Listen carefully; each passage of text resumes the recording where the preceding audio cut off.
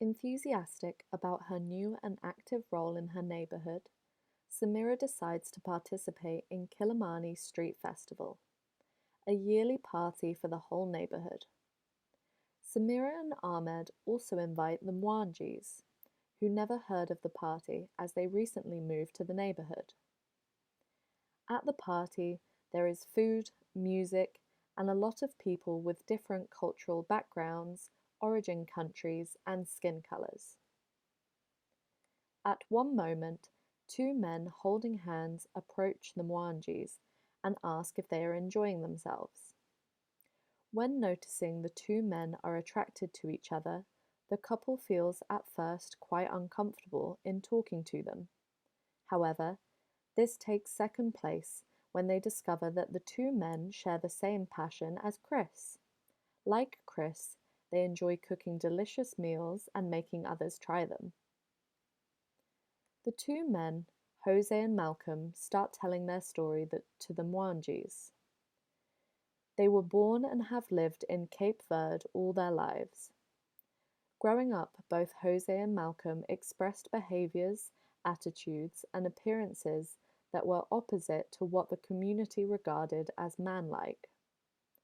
Malcolm, as a person, felt inside to be feminine and expressed this through clothes, behavior, and personal appearance, while Jose, from a very early age, was attracted to people of the same sex, in this case male. Both Jose and Malcolm met in Cape Verde and fell in love. However, after the death of Malcolm's dad, they decided to move to Nairobi to be closer to Malcolm's mother, who lives there. Jose and Malcolm start telling Chris, who, just like them, works in the food service sector, all the barriers they had to overcome because of the combination of their behavior, appearance, and who they were attracted to, nationality, and education level. In fact, as non-Kenyan men who were attracted to each other and did not have the privilege to go to university, it was very hard for them to get a decent job in Nairobi compared to other men from different countries and localities who were most of the times given the jobs they were applying for, even when they were less qualified than them. They also seemed to have a larger social network than Jose and Malcolm, and access to services from friends or family. After years of struggling with finding a job, they managed to get hired in an international hotel in Nairobi, where they had the chance to work with many different people of different ages coming from varied ethnic backgrounds, race, culture, class, education, and religions.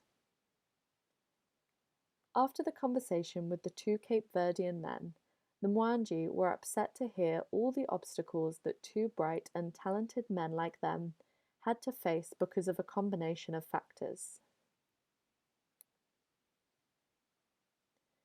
The story of the two Cape Verdean men shows how they were discriminated against in the social and economical sphere because of a combination of social and cultural factors like nationality, appearance, their sexual attraction, and education level.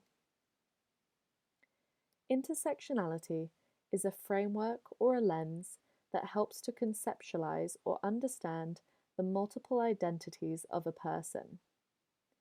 Intersectionality takes into account people's overlapping identities and experiences that subject them, either women or men, in facing disadvantages and oppression. There exists multiple sources of oppression: race, class, gender identity, sexual orientation, religion, and other identity markers. The identity markers, e.g., woman and black, and of a certain age, do not exist independently of each other. Each informs the other, creating a complex convergence of oppression. By understanding intersectionality, one is equipped with knowledge on how to combat the interwoven prejudices people face in their daily lives. How can you work towards equity, equality, and empowerment while applying an intersectionality lens. Recognize difference. Often it is easier to design interventions targeted at providing general support as opposed to co-creating concrete activities informed by all unique experiences of identity. For example, it is easy to lump together concerns, needs, and priorities of a certain group since it is viewed that all women feel a certain way or that LGBTQ plus people believe. Taking the above mentioned approach or design, we further continue feeding systems of oppression. We therefore need to move away from assuming that all women are defined by their bodies. This oversimplification erases the experiences that exist beyond the gender binary and closes others' points of view. For example, you may feel that a certain organization is racially and ethnically diverse, but is it accessible to people with disabilities?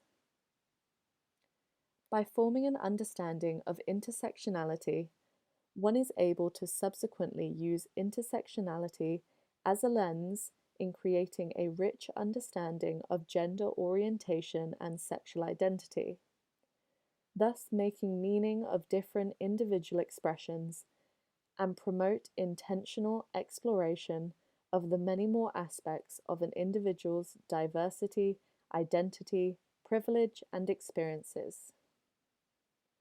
In summary, intersectionality means applying a multidimensional lens, taking into account multiple identity markers that influence people's reality. Gender is not the only basis on which people are differently and relatively positioned in society. There are other social markers, including ethnicity, race, caste, disability, sexual orientation, and gender identity and location. These different axes come together and intersect, producing disadvantage and marginalization in specific ways that vary and change from context to context.